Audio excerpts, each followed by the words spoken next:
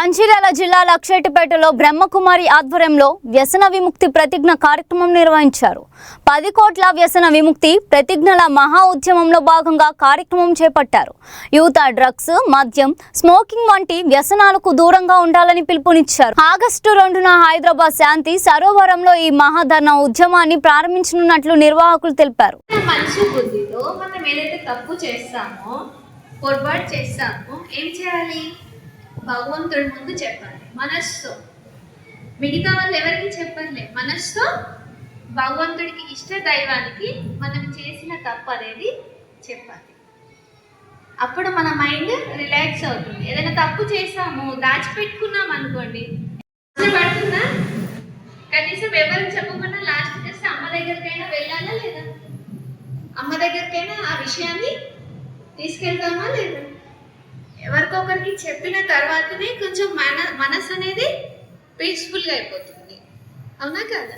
అంటే మనం ద్వారా ఏదైనా పొరపాటు జరిగింది అంటే మనం నోట్బుక్లో రాసినట్లయితే అప్పుడు మనకు రియలైజేషన్ అనేది వస్తుంది. ఓకేనా? అయితే ఇప్పుడు మెయిన్ కాన్సెప్ట్ ఏంటంటే, ఇక్కడ బ్రహ్మకుమారిస్లో మెడికల్ వింగ్ అనేది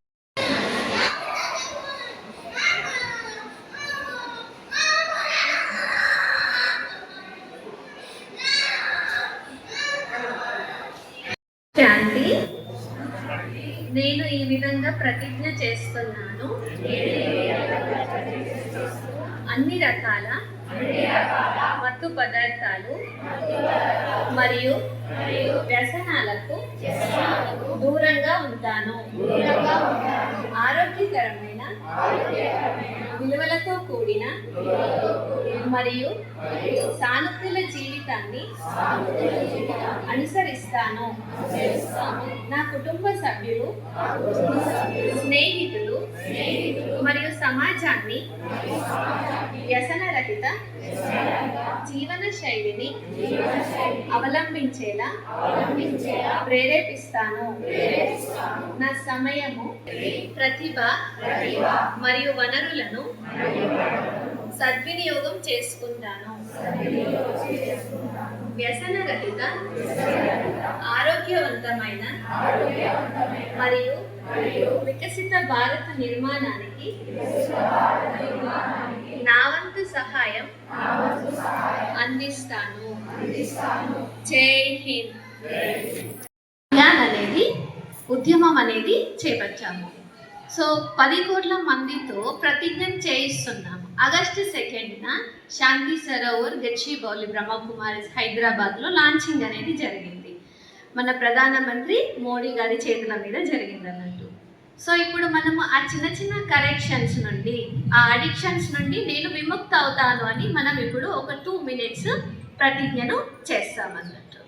ఓకేనా? అందరు స్ట్రైట్గా.